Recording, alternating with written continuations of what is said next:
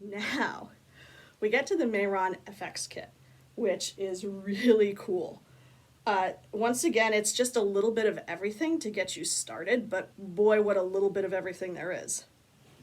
So let's start with the blood. There are 3 different kinds of blood. So this is something that I'm learning as I'm watching the videos.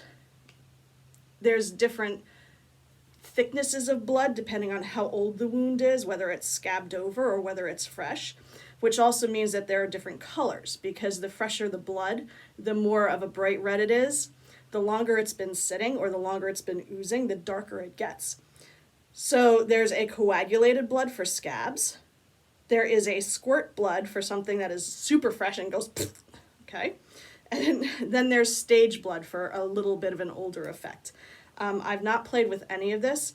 I can guess that the coagulated blood is going to be a little bit more like a jelly, and you can see that the rest of this stuff, this is the thinnest, the squirt blood, so this will run nicely, I think, and the stage blood is a little bit thicker. It's somewhere between the two. All right. And then we have things to play with creating prosthetics or creating 3D effects. So they have a 3D gel. I have no idea what you do with this, but you'll find out with me as I go along. Along with that are 2 different kinds of putties. So this is fake skin, which, once again, I haven't played with it, don't know what it does, but this is actually a putty. And I do know that you can actually correct or change the nose shape with the putty, and the jaw, I'm pointing at my cheeks, the jaw and the cheek line with putty. All right. And then we have liquid latex. This is a nice little bit, I think, because I have bought liquid latex before. This is a smaller bottle. The one I got is slightly bigger, but once again, for a starter kit, this is great. Let's see. One thing they did skimp on, well, not skimp, I shouldn't say that. One thing they're depending on you to get, okay, are the applicators. I mean, there are 2 sponges here. 2, that's it. If you're gonna take this class, you're gonna go through hundreds of these as you practice. And I have already done just a little bit, and I've gone through a bunch, because you don't want to mix colors too much, and you want to make sure that every person you work on has fresh sponges, and just stock up on these. Same thing with the stipple sponge. So there's quite a bit of effect that you get with making things appear 3D by using a stipple sponge, and it's just like a sponge that's got holes in it. There are 3 different hole sizes in these I've discovered, because I've been shopping, because that's what I do. And once again, that's it. This is all you get, okay? I would buy more of these. You do get a powder puff and cotton Q-tip things, okay? I know that's a brand name, probably shouldn't say it. I don't know what else to call them. You're gonna be using a lot of these too, I would assume, I'm assuming, and you get 5. So stock up on those as well. Let's see. Ooh. Mayron also sends you some transfers. So we have 3 different sizes of bullet holes here. So I have some friends who are going to get shot. Lucky you. And some hair. This is crepe hair. So one of my courses, or one of my modules, is to create a fake beard or a mustache. They want both a lace front and a crepe. So that doesn't look like a whole lot, and in the course they ask you for 3 different colors. You only get 1. So this is another thing you're going to have to buy. It's not expensive, but just be aware that if you're looking into this, you don't get everything that you're going to need. You're going to get a lot of it. You're going to get enough to get you started, but you're going to have to look at what the assignments are and decide what it is that you want to purchase, what you need to purchase, what you want to purchase, and how much you're willing to spend, because they come in a price range. Now, let's move on. What else did Mayron send us? Oh, tooth effects. So they came with a yellow nicotine stain and a blood stain. So the yellow nicotine stain, good for zombie rotting teeth. The same with the blood. But I think the blood, I would probably use more if someone had gotten into a fight and got a split lip. I think the yellow would look great for rotting teeth. Or to age someone even. It's interesting, we're so obsessed with white teeth in America, and I think part of it is because we're also obsessed with youth, and yellowing teeth implies age in America. Let's see, what else do we have here? Oh, the rigid collodion. Collodion? So this is for creating scars, and I'm so excited to use this because I always thought you needed some kind of prosthetic. I thought you absolutely needed, something that was 3D that you would spirit gum on, or that you would put Pros-Aid on the back of and you would stick on and then you'd work from there. No. There are all kinds of different scars and different kinds of cuts and gashes and things. And it looks like it's fairly simple to do. This is going to be my next experiment, okay?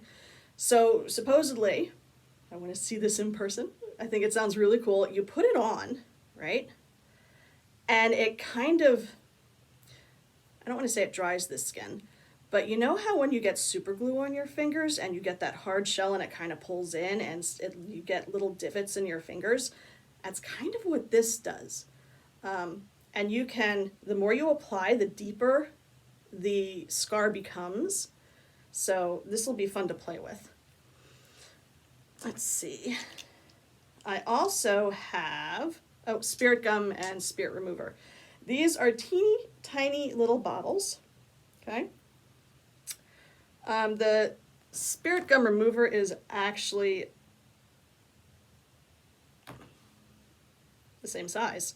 Normally when you see this, oh no, it's not. I'm lying. This is the makeup remover. They don't actually have a spirit gum remover in here. These are two different kinds of fixatives. One is actually spirit gum and the other one just says fixative. I don't know what the difference is. We'll find out together. But generally when you get spirit gum, because I have used spirit gum before, the remover bottle is a lot bigger because you need a lot more of it than you need of the spirit gum. Brush cleaner, which is awesome, but not a lot of it. So if you don't have brush cleaner, you should get that. I also have a barrier spray so that once you get everything on, you especially need this with cream makeup. You can put this on, it'll stay put. So if you're sweating, it'll last longer and it'll wear better. I already knew that. Oh, and it works along with the color set powder. So what you do is you put your makeup on, if it's the cream stuff, you dust it with the color set powder, leave it on for about 30 seconds, dust it off, and then you put the barrier spray on it. So what the barrier spray will do is not only keep it set, but it will also bring the colors back to life. Because anytime you put even a translucent powder on top of makeup, it kind of dulls the color down a little bit. Once again, I already knew that. Then there are 3 brushes to apply things. They're very small and very detailed, which I would assume you're going to need a lot of in special effects. I went out and I bought craft brushes, things that I can not worry about getting ruined, because they've already told us that when it comes to working with special effects makeup, your brushes are going to get ruined. So don't invest in anything super expensive if you're using things like the spirit gum. You're not going to get that off your brush. Things like Pros-Aid, you're not going to get that off your brush. And then finally, they have some cream palettes. All right. This one is flesh toned and also a little bit of decay, okay? So zombie colors. And then they have a bruise wheel. Now I did already have this and that's what I made the bruises with.